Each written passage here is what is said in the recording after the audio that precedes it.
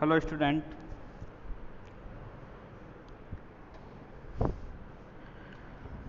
Today we start professional practice and field engineering lab. तो इस lab में हम जनरल चीज़ें पढ़ेंगे जो कि हमारे फील्ड में यूज आती हैं।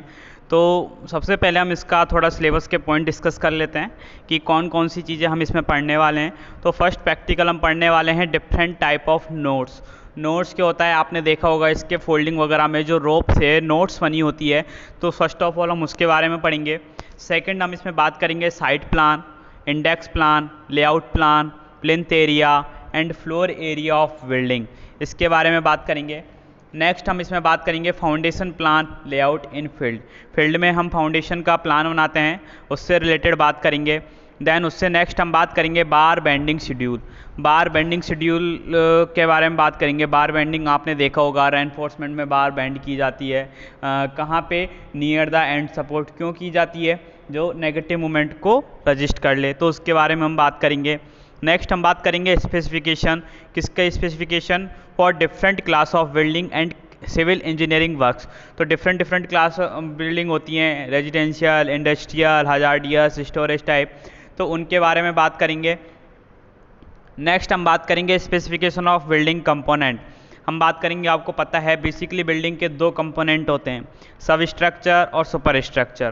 बिलो द ग्राउंड लेवल को हम बोलते हैं सब structure and above the ground level को हम बोलते हैं सुपर स्ट्रक्चर। तो आपको पता है सब स्ट्रक्चर में क्या आता है, फाउंडेशन आता है एंड सुपर स्ट्रक्चर में वॉल, कॉलम, बीम, ठीक है, रूफ, ये सारा किस में आएगा, ये सारा किस में आएगा, ये आएगा सुपर स्ट्रक्चर में। नेक्स्ट हम बात करते हैं valuation of building and property. Then उससे हम नेक्स्ट बात करेंगे वर्क एट हाइट। हाइट पे काम करना है तो हमें किस किस की ज़रूरत होती है, किस किस की नीड होती है, हमें इसके फोल्डिंग की, लैडर की नीड होती है, तो उसके यूज के बारे में पढ़ेंगे। एंड टाइप ऑफ इसके फोल्ड, कि इसके फोल्ड की क्या क्या टाइपिंग हो सकते हैं, इसके फोल्डिंग की, उसके बारे में बात करेंगे। नेक्स्ट हम बात करेंगे safety requirement, design and load factor क्या हैं, डिफेक्ट्स एंड इंस्पेक्शन नॉर्म्स क्या हैं हमारे, टाइप ऑफ लेडर के बारे में बात करेंगे and defects and good maintenance tips के बारे में हम इसमें बात करने वाले हैं। तो हम फर्स्ट प्रैक्टिकल स्टार्ट करते हैं। फर्स्ट प्रैक्टिकल है हमारा टाइप ऑफ नोट्स। तो हम बात करते हैं कि हमारे टाइप ऑफ नोट्स कैसे होते हैं। तो देखो, नोट्स से पहले हमें बात करनी पड़ेगी रॉप की। किसकी? रॉप की। तो देखो, नोट से पहले हमें टाइप ऑफ रॉप की हम बात करते हैं। तो बेसिकली रॉप होती है, चार टाइप की होती है, natural fibre rope, synthetic rope and dynamic rope and static rope. तो हम एक एक करके पढ़ते जाते हैं। फर्स्ट हम बात करते हैं नेचुरल फाइबर रॉप। तो नेचुरल फाइबर रॉप क्या होती है? नेचुरल फाइबर रॉप के एग्जाम्पल हेम्प्स, मनीला एंड कॉटन, ये मटेरियल है जिससे नेचुरल फाइबर रॉप बनी होती है। तो फर्स्ट ऑफ ऑल हम बात करते हैं कि हेम्प्स क्या होता है। आपने नाम सुना होगा जूट, जूट होता है, तो जूट से जो बना होता है उसे हम बोलते हैं नेचुरल फाइबर रॉप। मनीला, कागज़ जैसा आपने देखा होगा, कपड़े से बनी होती है, कागज़ जैसा, उससे बनी होती है मनीला एंड कॉटन। तो इनसे अगर बनी है हमारी रॉप तो उसे हम बोलते हैं नेचुरल फाइबर रॉप। अब आपको पता है ये हेम्प, मनीला एंड कॉटन ये लो कॉस्ट आते हैं। तो ये लो कॉस्ट और डेंसिटी भी इनकी कैसी होती है? लो डेंसिटी होती है। बट इसका डिसएडवांटेज क्या है कि ह्यूमिड कंडीशन में इसमें रॉट इजीली लग जाता है। तो नेक्स्ट पॉइंट क्या है? Rot easily in humid condition. And next क्या है? Not as strong as other type of rope, ये अदर टाइप ऑफ रॉप की तरह इतनी स्ट्रॉन्ग नहीं होती है। ओके, आप डायग्राम में देख रहे होंगे, आपने देखी होगी ये कॉटन वाली रॉप, ठीक है। उससे आगे हम नेक्स्ट बात करते हैं synthetic rope. Synthetic rope majorly nylon and polyester की बनी होती है, इसके बारे में हम बात करते हैं। तो देखो, सिंथेटिक रॉप आपको पता है स्ट्रॉन्ग होती है, इसे हम घरों में रेजिडेंशियल पर्पज से काफ़ी यूज लेते हैं। तो लाइट वेट भी होती है, बट इसमें एक प्रॉब्लम है, आप जब इसे धूप में या ओवर हीटिंग में रख दोगे तो सबसे पहले इसका कलर फेड होगा। कलर फेड होने के बाद क्या होगा, ये अपनी स्ट्रेंथ को खो देगा और ये सडनली ब्रिटल ब्रेक हो जाता है। तो इसके बारे में बात करते हैं। तो stronger and lighter than natural fibre ropes of same size.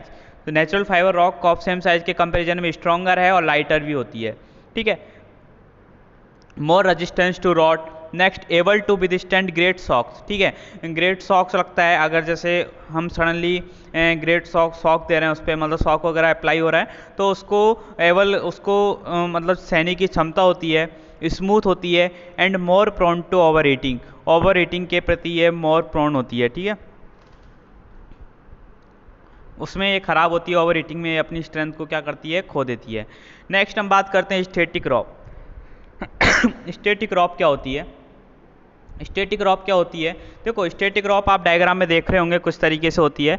Static रॉप में इतना स्ट्रेच नहीं होता, तो वेरी लिटिल स्ट्रेच होता है, और ये थोड़ी कैसी होती है, स्टीप होती है, ड्यूरेबल होती है, and use mainly in hauling and rappelling. Hauling मतलब कोई भी आप सामान को खींच कर ले जा रहे हैं तो उसके पर्पज से हम जो स्टैटिक रॉप है उसको हम यूज लेते हैं।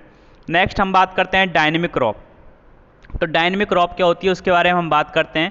देखो डायनेमिक रॉप आपको पता है, डायनेमिक रॉप मोर इलास्टिक होती है देन स्टैटिक रॉप। अब मोर इलास्टिक का मतलब आप क्या बोल सकते हैं कि मतलब वो जो शॉक एब्जॉर्ब करने की उसमें कैपेसिटी है उसमें ज़्यादा अच्छी है, उनको रजिस्ट करने की कैपेसिटी ज़्यादा अच्छी है, और उसमें क्या होता है कि वो अंडर मतलब हैवी लोड स्ट्रेच भी उसमें क्या होता है, कम होता है, उसको सहने की क्षमता होती है। तो can stretch under a heavy load to absorb great shock. तो हैवी लोड में स्ट्रेच होने की कैपेसिटी होती है, ऐसा नहीं कि हैवी लोड लगा वो फेल हो गई, ऐसा नहीं होता है।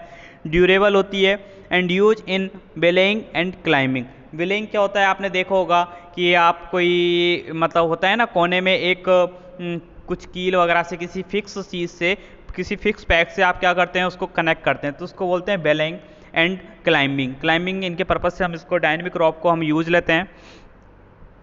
ओके नेक्स्ट हम बात करते हैं रॉप मेंटेनेंस। देखो आपको पता है कि रॉप का मेंटेनेंस की थोड़ा ज़रूरत होता है, तो रॉप के मेंटेनेंस के लिए क्या क्या बातों का ध्यान हमें रखना होता है इसके बारे में बात करते हैं। Keep rope in a well ventilated room away from chemical. जो रॉप है उसको वेल वेंटिलेटेड रूम में रखो और केमिकल से थोड़ा दूर रखो। Next keep away from direct sunlight. Direct sunlight से इसे मतलब दूर रखो। Next always clean and dry rope before storage. Storage से पहले हमेशा इसे क्लीन रखो, क्लीन और ड्राई करके इसे स्टोर करो। Always check for wear and tear. Use करने से पहले इसकी बियर एंड टीयर चेक करो कि पता लगे कि ज़्यादा अगर ओल्ड हो गई है तो ये अपनी स्ट्रेंथ धीरे धीरे खो देती है, तो वो भी सारी चीज़ें हमें चेक करनी है। नेक्स्ट हम बात करते हैं कि रॉप के डिफरेंट क्या क्या पार्ट होते हैं, उसके बारे में हम बात करते हैं। तो आप देख रहे होंगे, देखो स्टार्टिंग से हम बात करते हैं तो सबसे पहले स्टैंडिंग एंड है, जहाँ से रॉप स्टार्ट होती है। स्टैंडिंग पार्ट होता है उसके आगे वाले को, ठीक है, और जो थोड़ा ऐसा झुका हुआ उसको हम बोलते हैं बाइट। क्या बोलते हैं, बाइट। और जहाँ पे हम नोट्स बनाते हैं उसको हम बोलते हैं वर्किंग एंड। नोट से आगे वाला उसे हम बोलते हैं वर्किंग एंड और नोट्स होता है। तो हम बात करते हैं आगे कि हमारे टाइप ऑफ नोट्स कौन कौन से होते हैं। तो टाइप ऑफ नोट्स के बाद बात करते हैं thumb note. Second is figure of 8 note. इसका नाम फिगर ऑफ 8 इसलिए है क्योंकि इसकी शेप 8 शेप जैसी होती है, 8 नंबर होता है अपना, उसके जैसी होती है। Reef knot and fisherman's knot, bowline, single sheet bend and clove hitch. Okay, तो हम एक एक करके नोट्स के टाइप पढ़ते हैं। तो फर्स्ट हम बात करते हैं थंब नोट। थंब नोट कैसे होता है उसके बारे में हम बात करते हैं। थंब नोट को ओवरहैंड नोट के नाम से भी जाना जाता है, ठीक है। Use as a stopper knot. इसे स्टॉपर नोट की तरह हम यूज लेते हैं। आप डायग्राम में देख रहे होंगे स्टेप बाय की first step and second step. First step में हम इसको इस थंब नोट को कैसे बनाते हैं, देन हम सेकंड स्टेप में कैसे इसको मतलब सेकंड स्टेप में हम इसे कैसे कंप्लीट करते हैं। इसे कहाँ कहाँ यूज लेते हैं हम, कैंपिंग पर्पस से, सेलिंग पर्पस से एंड फिशिंग पर्पस से हम थंब नोट को यूज लेते हैं। नेक्स्ट हम बात करते हैं फिगर ऑफ 8 नोट। देखो नाम से ही पता लग रहा है कि इसका जो फिगर होगा, जो नोट बनेगा वो 8 शेप जैसा होगा। आप डायग्राम में देख रहे होंगे थर्ड नंबर के डायग्राम में, देखो फर्स्ट सेकंड थर्ड ये क्या है, प्रोसेस है। ये बताता है कि हमें कैसे कैसे फॉलो करना है, first follow to second then third. तो फर्स्ट में हमें रोप को कैसे करना है, फिर सेकंड देन थर्ड, थर्ड में हमें फाइनल मिल रहा है। आप देख रहे होंगे इसकी शेप 8 जैसी है, इसलिए इसका नाम है फिगर ऑफ 8 नोट। तो इसे आप कैसे यूज लेते हैं, इसे स्टॉपर नोट की तरह हम यूज लेते हैं।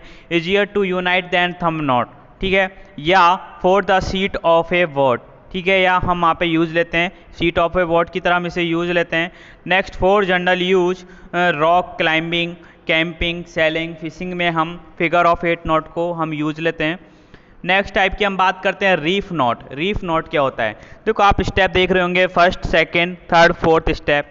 तो ये क्या करता है, आप फर्स्ट डायग्राम में देख रहे होंगे दो अलग अलग कलर की रोप हैं, डैट मीन्स दो अलग अलग रोप हैं सेम डायमीटर की, उनको ज्वाइन करने के लिए हम रीफ नोट को यूज लेते हैं, ठीक है। फॉर जनरल यूज किसमें, कैंपिंग, सेलिंग, फर्स्ट एड। अब इसका एक बेनिफिट क्या है कि इसे जब हम रिलीज करेंगे तो क्विक रिलीज हो जाता है, इसे मतलब वो ओपन करने में ज़्यादा टाइम नहीं लगता है, इसलिए क्विक रिलीज भी बोलते हैं इसे हम। नेक्स्ट हम बात करते हैं फिशरमैन नॉट्स। फिशरमैन नॉट कैसे होते हैं आप डायग्राम में देख रहे होंगे, फर्स्ट एंड सेकंड डायग्राम में आप देख रहे होंगे इसको कैसे बनाया जा रहा है। तो ये भी क्या है, दो टाइप की रॉप को जोड़ने के काम में आती है। दो टाइप की रॉप होती हैं सेम डायमीटर की और थोड़ी स्लिपरी होती हैं, तो उसके लिए हम फिशरमैन नॉट्स यूज लेते हैं। तो use to join two slippery rope of the same diameter together, और इसे हम कहाँ यूज ले रहे हैं, for fishing, climbing and camping purpose से हम इसको यूज लेते हैं। नेक्स्ट हम बात करते हैं बाउ लाइन। आप डायग्राम में देख रहे होंगे, ठीक है, तो आपने देख रहे होगा एक लूप जैसा बन रहा है। फर्स्ट डायग्राम देखो, first then second then follow third, तो फाइनल हमें जो नोट्स बनेगा वो थर्ड की तरह बनेगा।